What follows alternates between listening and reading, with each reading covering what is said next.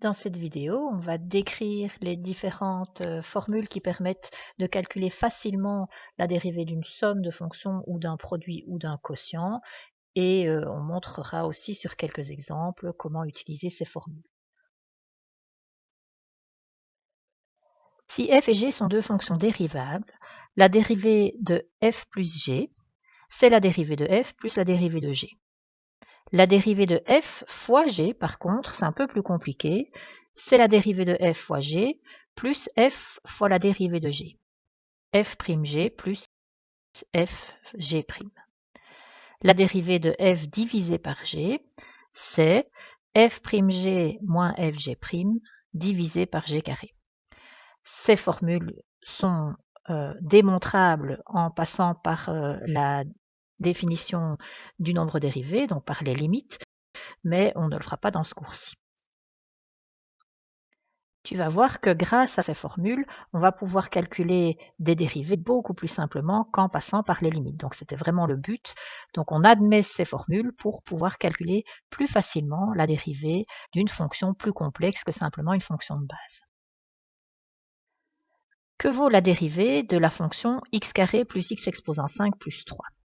Eh bien, la première des formules nous dit que la dérivée de la somme, c'est la somme des dérivées. Donc, x carré prime plus x exposant 5 prime plus 3 prime. Alors, il faut évidemment se souvenir des formules de base. La dérivée de x carré, c'est une fonction de type x exposant n.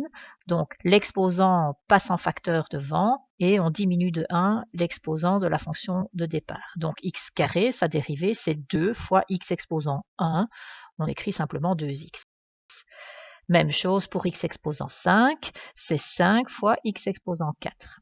Et enfin, la dérivée d'une constante, de nouveau, c'est dans les formules de base, ça vaut 0. Donc il reste 2x plus 5x exposant 4. C'est la dérivée de x carré plus x exposant 5 plus 3. Donc notamment si on t'avait donné la fonction y égale x carré plus x exposant 5 plus 3 et puis qu'on t'avait dit calcule une tangente à cette fonction en un certain point, si tu te souviens ce qu'on a vu dans une vidéo antérieure, il aurait fallu calculer donc la dérivée de cette fonction au point où on te demande de chercher la tangente et si on avait dû le faire via le nombre dérivé, donc via les limites, ça aurait été quand même un petit peu ardu. Ici, ça ne nous a pas pris beaucoup de temps. On a assez rapidement la dérivée de cette fonction, c'est 2x plus 5x exposant 4. Et si on avait donc dû trouver l'équation de la tangente en un certain point de cette fonction, on aurait juste dû remplacer le x par le x auquel on cherche la tangente pour trouver la pente de la tangente en ce point-là. Alors, ce n'est pas l'objet de cette vidéo-ci, donc on pourra l'utiliser ultérieurement dans d'autres vidéos lorsqu'on voudra calculer des équations de tangente pour des fonctions assez complexes. Revenons à nos exercices de dérivée. J'ai la fonction x carré fois sinus x et je voudrais bien déterminer ce que vaut sa dérivée. Cette fois-ci, il s'agit d'un produit de deux fonctions de base, x carré fois sinus x. Le f dans la formule, ce serait x carré et le g de la formule, c'est sinus x. Bien, la formule me dit de faire f' fois g plus f fois g'. Donc la dérivée de x carré fois sinus x plus x carré fois la dérivée de sinus x. La dérivée de x carré, c'est comme tout à l'heure, ça donne 2x fois sinus x, ça n'a pas changé, plus x carré fois sinus x, sa dérivée, il faut s'en souvenir, c'est cosinus x. Donc voilà, c'est déjà fini. La dérivée de x carré sinus x, c'est 2x fois sinus x plus x carré fois cosinus x. Troisième exemple, je voudrais calculer la dérivée de x carré sur sinus x. Donc cette fois-ci, c'est la troisième formule qu'il faut prendre. La dérivée de f sur g, c'est f'g moins fg' sur g carré. Le f ici, c'est x carré, le g, c'est sinus x. Donc si j'applique ça, ça fait la dérivée de x carré fois sinus x moins x carré fois la dérivée de sinus x, le tout divisé par sinus x au carré.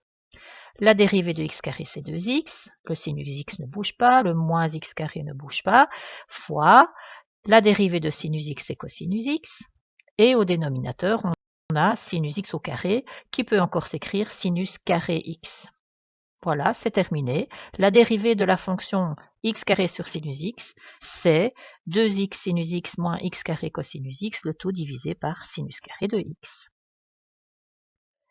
Une conséquence intéressante de la deuxième formule, celle avec la dérivée de f fois g, se trouve quand on a une des deux fonctions qui est un nombre. Donc par exemple, que vaut la dérivée de 3x carré?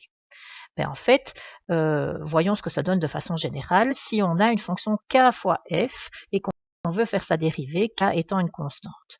Il faut se souvenir que la dérivée d'une constante, ça fait 0. Alors, voyons ce que ça donne.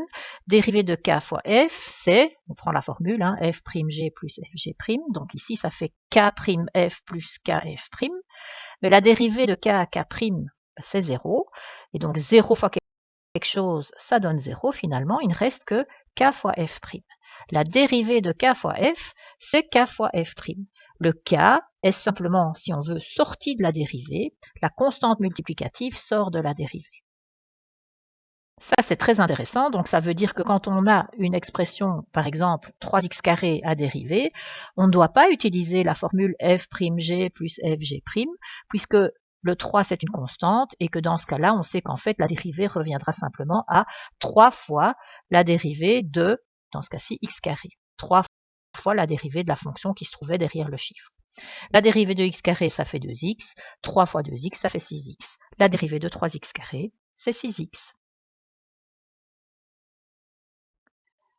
Voici pour finir deux exemples de dérivées de fonctions un tout petit peu plus complexes. Donc première dérivée, on veut dériver la fonction 3x carré moins 7x moins 3. Donc il s'agit d'une somme de fonctions, c'est la somme des dérivées, donc la dérivée de 3x carré moins la dérivée de 7x moins la dérivée de 3. Les chiffres, les constantes sortent de la dérivée, donc 3 fois la dérivée de x carré moins 7 fois la dérivée de x moins la dérivée de 3. Alors, la dérivée de x carré, c'est la dérivée de x exposant n, donc ça fait 2 fois x exposant 2 moins 1, donc x exposant 1, autrement dit x tout court, moins 7 fois la dérivée de x, la dérivée de x c'est 1, et puis la dérivée de 3 c'est 0, la dérivée d'une constante est toujours nulle. Il reste donc 6x moins 7, c'est la dérivée de 3x carré moins 7x moins 3. Deuxième exemple, c'est une autre fonction un peu plus complexe, donc moins 7x carré plus 4 sur x cube, c'est la dérivée d'une somme qu'on nous demande de faire, donc c'est la somme des dérivées, et les constantes qui multiplient chacun des morceaux peuvent sortir de la dérivée. Donc ça fait moins 7 fois la dérivée de x carré, plus 4 fois la dérivée de 1 sur x cube, mais rappelez-vous ce qu'on a vu dans une autre vidéo, la dérivée de 1 sur x cube, pour bien pouvoir la faire, on a intérêt à écrire ça comme une puissance, comme x exposant n, dans ce cas-ci x exposant moins 3. Donc, la dérivée de x carré, ben, ça fait 2x. La dérivée de x exposant moins 3, c'est moins 3 fois x exposant moins 3 moins 1. On diminue l'exposant de 1. Moins 3 moins 1, ça fait moins 4. Donc, on se retrouve finalement avec moins 14x, moins 12 fois x exposant moins 4. Il nous reste une étape à faire parce qu'on n'écrit jamais la solution finale avec des exposants ni négatifs ni fractionnaires. Et donc ici, ça donne moins 14x, moins 12 sur x exposant 4, puisqu'on sait que x exposant moins 4 revient à 1 sur x exposant 4. Et puis fois 12, ça fait bien 12 sur x exposant 4. Moins 14x moins 12 sur x exposant 4, c'est la dérivée de moins 7x carré plus 4 sur x cube. Voilà, avec ce que tu as là, tu peux déjà faire pas mal d'exercices. Donc, il faut bien connaître avant de faire des exercices les dérivées des fonctions de base, ainsi que les trois propriétés qu'on vient de voir, dérivée d'une somme, dérivée d'un produit, dérivée d'un quotient. Il existe encore d'autres situations qui seront plus complexes et notamment il y aura une autre vidéo dans cette playlist qui te permettra d'avoir deux astuces pour deux situations un peu particulières où l'énoncé de départ peut en fait être transformé avant de dériver pour qu'il soit plus simple à dériver.